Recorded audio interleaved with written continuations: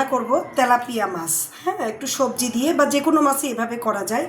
মাছটাকে যে আমি এইভাবে কাচিয়ে নিয়েছি, এইভাবে দুটো সাইড আমি কাচিয়ে নিয়েছি। আজকে দুপুরের খাবার আমার হবে, এটা হচ্ছে পেঁয়াজ কুচি, তার মধ্যে শুকনা লঙ্কা, একটু হলুদের গুঁড়া, একটু ধনে গুঁড়া, একটু জিরা গুঁড়া আর একটু এই যে কাঁচামরিচ, এই সমস্ত মশলাটা ভালো করে মাখিয়ে নেব।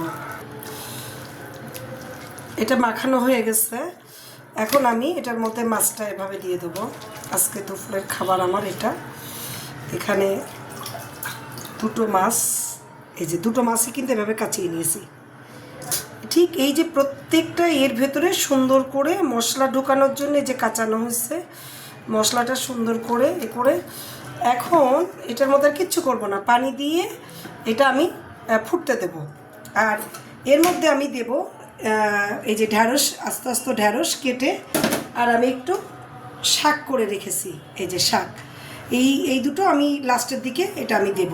এটা কিন্তু একেবারেই হেলদি একটা খাবার এবং বেশ সুস্বাদু হয়, একেবারে মানে ঝোল থাকবে না, গা মাখা, এটা খেতে খুবই মজা। এখন আমি এটা পানি দিয়ে দেবো। হ্যাঁ, চুলাটা ধরিয়ে দাও। এই যে পানিটা কিন্তু মাছটা যতটা সেদ্ধ হতে লাগবে ঠিক ততটা পানি দিতে হবে। মাছের সাইজটা বেশ বড়। এই পানি আমি দিয়ে দিলাম, এটা হাত মাখা। ওকে, এটা এখন 15 মিনিট হবে, উভয় পিঠ উল্টিয়ে দিতে হবে। মাছটা বেশ কিছুক্ষণ হয়েছে।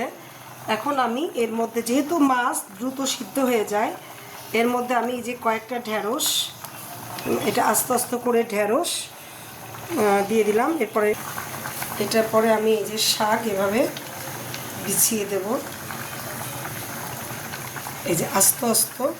এটা কলমির শাক দিলে বেশি ভালো হয়, তা আমার কাছে কলমির শাক আমি আমার আউটলেটে ছিল, আনতে ভুলে গেছি। সবুজ শাক আছে বলে আমি সবুজ শাক, এবং এইটা এভাবেই এটা সিদ্ধ হবে। রান্না প্রায় শেষের দিকে, আমি একটু দেখাই, এই যে কি সুন্দর কালার হয়ে গেছে। এখন আমি এই যে কেবলমাত্র আমার আউটলেটে আসলো একদম অর্গানিক ধনেপাতা, এই পাতা আমি একটু কুচি করে রেখেছি, এই ধনেপাতা আমি একটু উপরে ছিটিয়ে দেবো। ধনেপাতা এটা খুবই সুন্দর, একেবারেই এই যে এইটা। আর আমি 2-3 মিনিট দমে রাখবো। এই যে ঢ্যাঁড়সগুলো সিদ্ধ হয়ে গেছে, শাকগুলো সিদ্ধ হয়ে গেছে, মাছ একটু খেয়াল করে দেখবেন। এই যে কি সুন্দর একটা সুস্বাদু এবং হেলদি একটা ফুড। এটার ফাইনাল লুক এরকম সুন্দর করে, একেবারে খুবই হেলদি একটা খাবার,